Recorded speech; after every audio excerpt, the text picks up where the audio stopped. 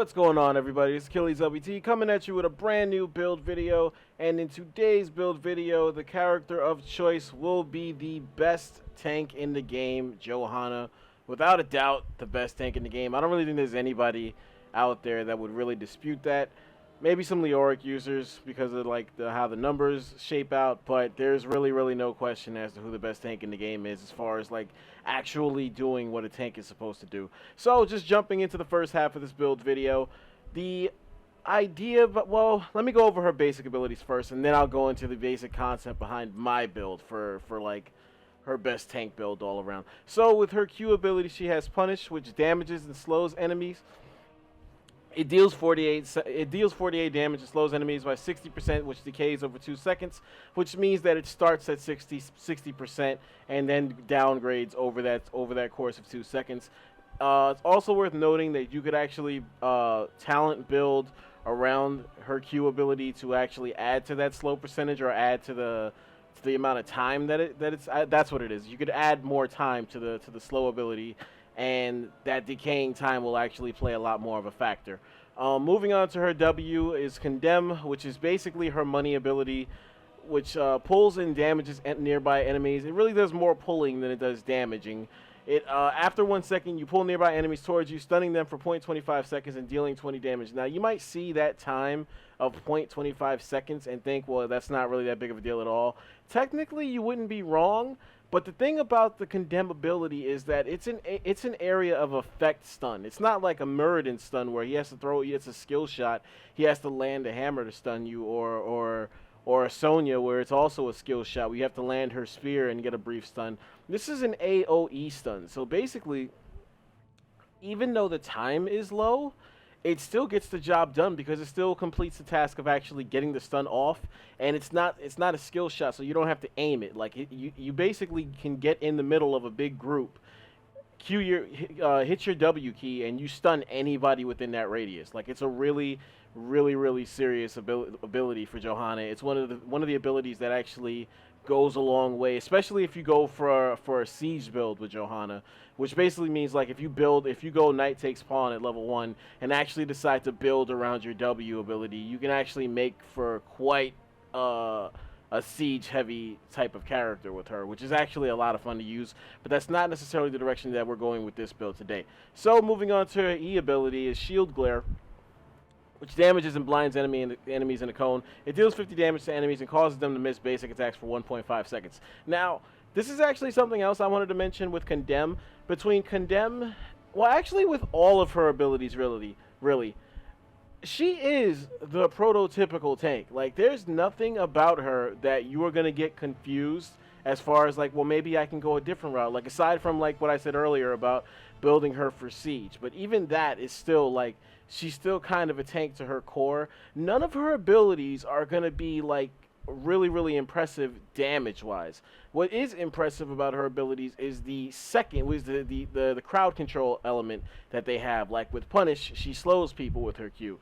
With Condemn, she pulls people towards her and stuns them. With Shield Glare, you can actually, like, this is a skill shot ability, so you could actually use Shield Glare not only to make auto attackers miss their attacks for a little while, but you could use this to spot the cloaked characters as well, or to check bushes and stuff like that. You could basically use Shield Glare as a form of vision, if you will. So Johanna's strength and her basic abilities are actually on the side effects that are attached to them. None of these basic abilities are super impressive for their damage. So that's one thing that you have to understand. When you're using this hero, you're not going to be expected to burst down people with this hero, but there is a way to still carry your weight with damage, and that's exactly another area that my build kind of caters to. But again, I'm going to get through her basic abilities first before I get into that. Now, this is really, well, I said Condemn was really her money ability.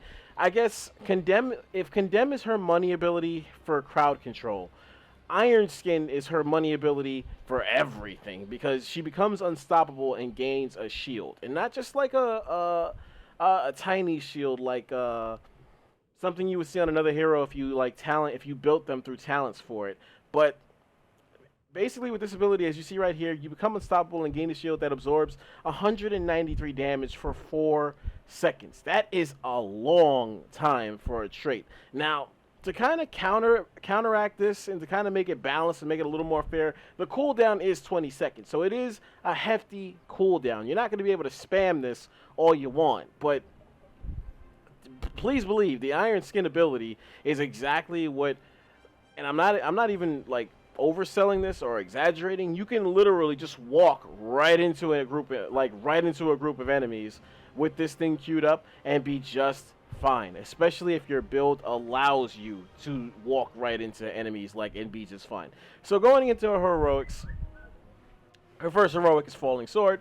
You jump into an area, damaging and knocking up enemies. You can leap towards an area. While in the air, you can steer the landing location by moving, just by simply right-clicking the area that you want to go to. It's a nice little way to actually further push. And if you put the target on a hero, they're going to try and run away from it as soon as they see it. So this is a nice little way to try to chase them down while you're still in the air. After 2 seconds, you land, dealing 120 damage to nearby enemies and knocking them into the air. Now, again, this kind of falls in line with the basic abilities, where the damage is really not the impressive portion.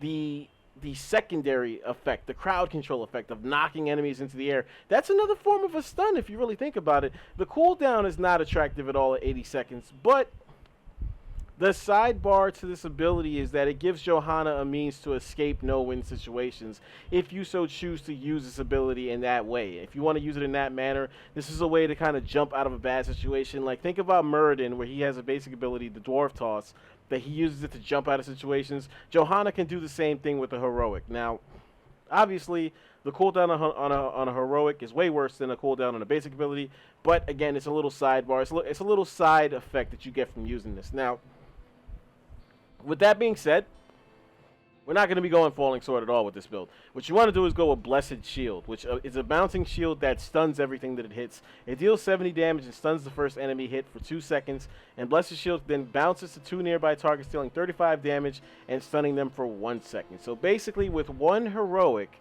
and this is a skill shot, mind you, so you do have to land this. You can't just throw this anywhere. You have to land it, at least on the first target. So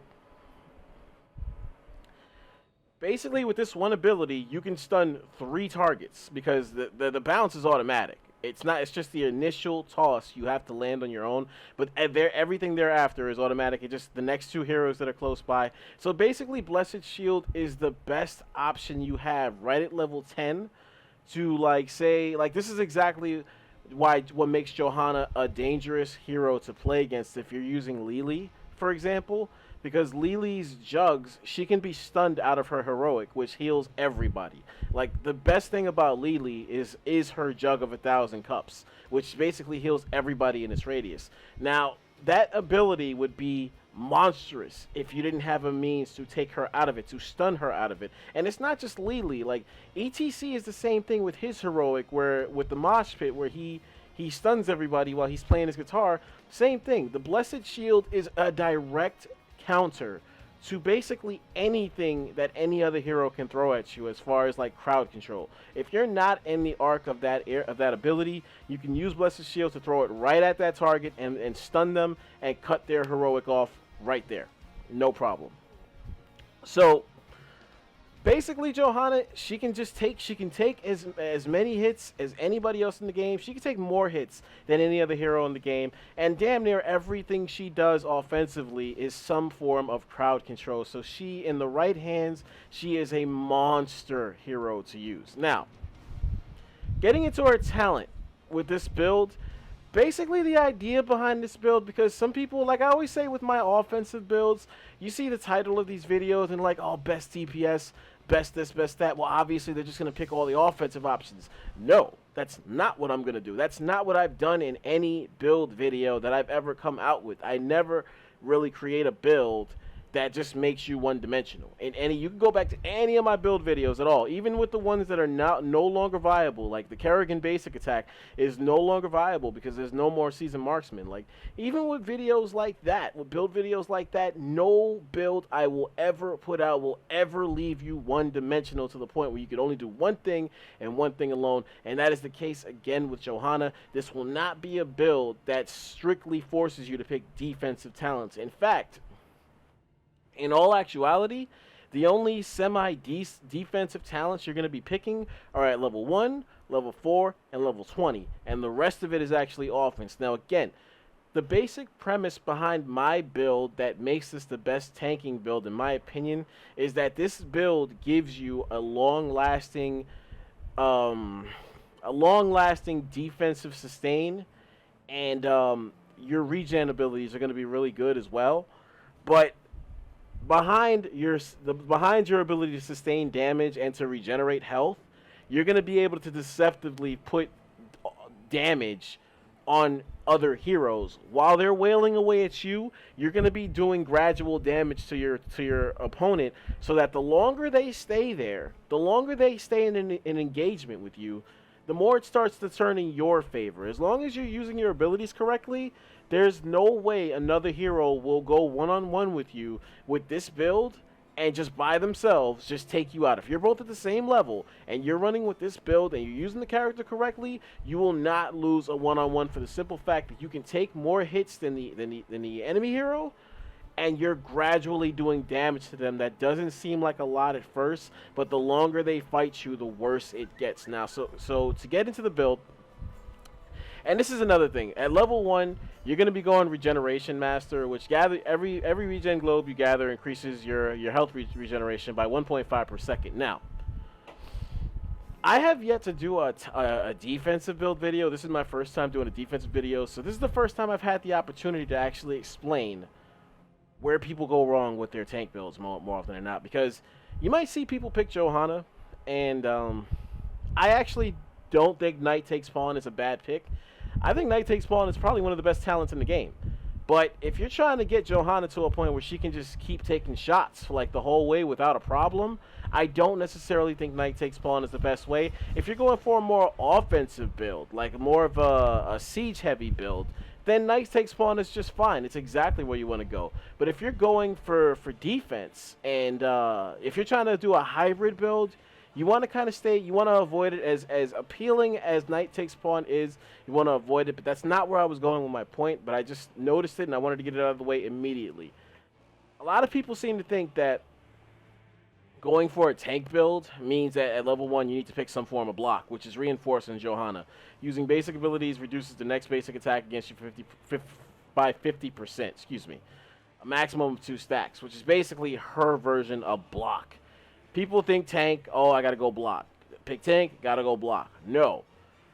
The real magic behind being able to successfully tank with certain heroes, or with any hero that you might find that's available on, is your ability to keep your health pool high. And I cannot overstress how much of a crippling effect it may have on Johanna. If you're planning to just like it's a front line and soak damage, it really does wear on you if you have no means to get your health pool back up in between fights, because you're not always going to be available. You're not, as a front line and as a T1 front line, mind you, because Johanna is huge. You don't want your Johanna always having to constantly recall when a healer is not around. You don't want that, because that's just less time that you spend on the battlefield where you could be doing work. So having a talent like Regen Master, and if you're constantly working towards it, like I mentioned in my last Karajim video, remember what I said about that? You always want to go for the wizards first. Whenever you get minion waves, you want to go for the wizards first. You don't have to necessarily do the best job in the world of taking out all the minions, but you need to go for the wizards first, because they're the ones who have the regen globes. And again, this is something that you want to pick every chance you get, because yes, on maps like the Haunted Mines, you are going to have less opportunities to get health globes. That is absolute fact. But the fact remains that you cannot afford to turn down your only means of regenerating health just because you're going to be getting less globes. It's the same thing with the Battlefield of Eternity. But the thing with the Battlefield of Eternity is that every time you win an Immortal, you get 2 globes right there. Every single time you win, you get 2 globes, and then you get the mercenary camps right afterwards. Those are more globes. So, like, there are other means to get things done, to find ways to get globes. So, I don't think. Well, I think it's smart to change up your build according to the maps. Me personally, I don't do it because I don't ever feel the need to. I find ways to make my builds work no matter what. I am not the kind of player that I think it's smart for people to see what other people are doing and then like kind of react to it, like counter it, like adjust to what other people are doing. But I'm the opposite. I don't believe in like letting my opponents dictate anything. No. If I'm in a game against you, if I'm in a head-to-head matchup, you're going to adjust to me. I'm the one who's going to dictate where these fights take place, how they're going to go down, and how long you're going to be around before I decide that I'm done with you. That's how I play. That's why I'm so good with Sonya. I do what I do, and if you can't respond to it, then you're done. I have nothing to worry about. I'm smart enough to get away from bad situations. I mean, look at the last video. If you're watching this video and you haven't seen the last video I did of Sonya with the focus attack, you can watch that right after these videos if you want and see what I'm talking about. It's all about knowing when you're beat before it actually happens. Other than that, you make your opponents adjust to you. And that's the same thing with this build. With Regeneration Master, you never go off just because the map has less globes available. You find a way to get those globes. And in all actuality, on a big map that's globe heavy, you could get anywhere between 30 to 40 globes by the end of the game, by the time like you either win or lose the match. And on a smaller map like the Haunted Mines, you may only get 20 to 25. But the funny thing is, that 20 to 25 still actually plays a big role in you actually being ready to fight. So it's like, if you don't actually just stick to what you're doing with some of these builds, you can never actually see what they're really capable of in hardcore situations. You gotta run some of these builds in hardcore scenarios and see what you really have, because that's the only way you know if you have something that is top tier, whether it's just for you as a player or just top tier in general. Now, moving along to level 4. Again, level 1 and level 4 are going to be your main, like level 1, level 4, and level 20 are going to be the ones focusing on your sustain, your health sustain, and your defense. So at level 4, you're going to be going Amplified Healing, which all healing effects are increased, increases regeneration effects, and all healing received by 30%. Now this is another one that I see people thinking like, oh, because to be fair, Amplified Healing is at its best when you have support players with you, when you have people healing you, yes. But the part about this ability, this talent, that people overlook all the time is that it increases your regeneration effects too. That means the minute you pick Amplified Healing, however many globes you have on Regen Master is boosted by 30%. Just think about what I just said for a second. Think about what I just said. Right at level 4, however many globes you have boosted by 30%. And not only that, but regeneration fountains, like look at the first word I just said.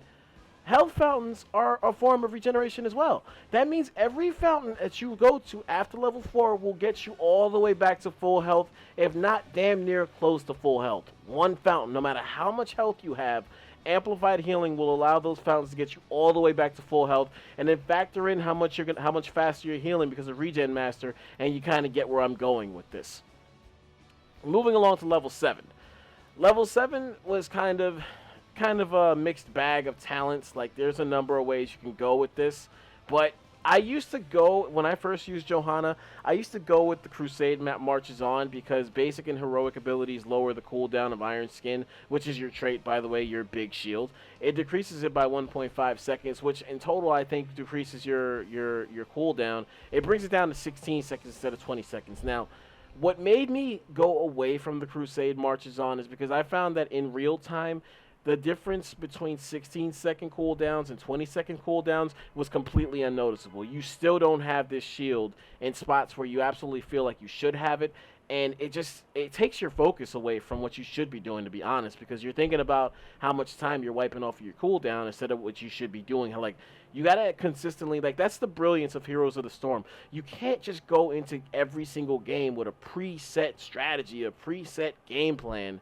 and just stick to it the whole way. Just play by that book. Whatever your playbook is, just follow it to a T. You can't do that. Like, the real game scenarios are always changing. So you have to change how you're reacting to all of this shit constantly on the fly, and that's what separates top tier players from the average players. And in real time, the difference between like a 4-second difference in cooldown for this trait, it was almost completely unnoticeable. So I moved away from it eventually because I realized I was wasting a talent that I really didn't see the benefit of. Now, Sin Expose is kind of another one where this ability, your shield glare marks enemies for 4 seconds, and the next time an ally damages them, they take 30 extra damage and the mark is removed. Now, this talent actually kind of has the same issue, in my opinion, as the old focused attack, where it's not the same issue where you can't control when the bonus damage happens, but the fact that anything that touches your mark, it's not an ability. I actually think Sin's Expose would be a better talent if the extra damage was only added when an ally uses a damaging ability and not so much a basic attack. Because I feel like that would actually make it more viable. But at the same time, maybe that would make her a little too overpowered, so that's why they didn't do it that way. I'm just thinking out loud with this talent, but you're not going to be going this way. I go at level 7, you're going to be going battle momentum, because then every time you basic attack, your ability cooldowns are reduced by 0.5 seconds. So every basic attack, you're just getting that much closer to using your abilities again. And again, with this build, enemies are going to be constantly hitting you, but constantly doing little damage, like little to mediocre damage on you. So it's like you're just going to be wailing away with your basic attacks, lowering your cooldowns, and you're just going to be ready to go again. You're going to be ready to go. You hit all 3 of your abilities, and again, you're hard to damage like that. You're hard to burst down. So this is kind of like step 1 in what turns into an offensive-minded build. So just keep that in mind. With battle momentum, you're constantly auto-attacking and just soaking damage and getting that much closer to getting all 3 of your crowd control abilities right back to hit people with all over again. So at level 10, we already went over Blessed Shield, so we're not going to waste more time talking about it. Level 13, again, level 13, this is another one, just to kind of sidebar, just a little bit. I used to go hold your ground with this because it increases your Iron Skin shield by 20%, which is very good, by the way, on paper. And if the shield is destroyed by damage, which it almost always is, the cooldown is reduced by 4 seconds. Now, you may think, how would hold your ground combined with Crusade Marches On not lead to a meaningful reduction in your cooldown? Well, let's just say maybe it does. Maybe the shield becomes that much better. You can use it a little more often. But again, when I took both of these talents off and started doing other things, the cooldowns quite literally felt the same. And again, just like how I mentioned with Crusade Marches On, where I didn't notice that big of a difference in the cooldown, at level 13 with Hold Your Ground, I didn't notice that big of a difference with the 20% added to your shield at all. Like, it still kind of went away at the same rate as if when it doesn't have it. So, again, you don't want to go full-blown defense with Johanna, because then you kind of put all of the onus on your teammates to do damage to enemy heroes and kind of back them off. Essentially, all Johanna can do is soak damage, and you do not want to be one-dimensional, like I mentioned before I started talking about the exact build. So at level 13, you want to go Burning Rage, because this is a passive ability that deals damage to nearby enemies. It deals 10 damage per second to nearby enemies. So basically, as long as you're attacking, you're setting motherfuckers on fire. So just think about that. They're wailing away on you. You're just taking their hits over and over again. You're crowd controlling them with your abilities, and now you're setting them on fire for like very, very small but consistent gradual damage that adds up the longer they attack you. Again, remember what I said.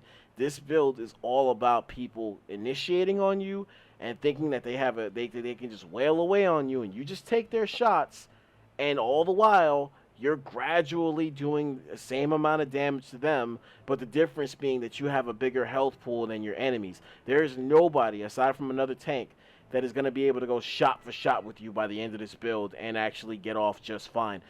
Like, other than like a non-tank that I could think of that could get away with it would probably be the Butcher, just because of the Butcher's brand. But if you notice you're branded and you just back away, you just disengage, you're at no threat to be taken down by the Butcher's brand. So that's just something you want to be mindful of. Again, know your opponents, know your situations, and react on the fly, or react accordingly. That's what separates top tier players from average ones. Level 16.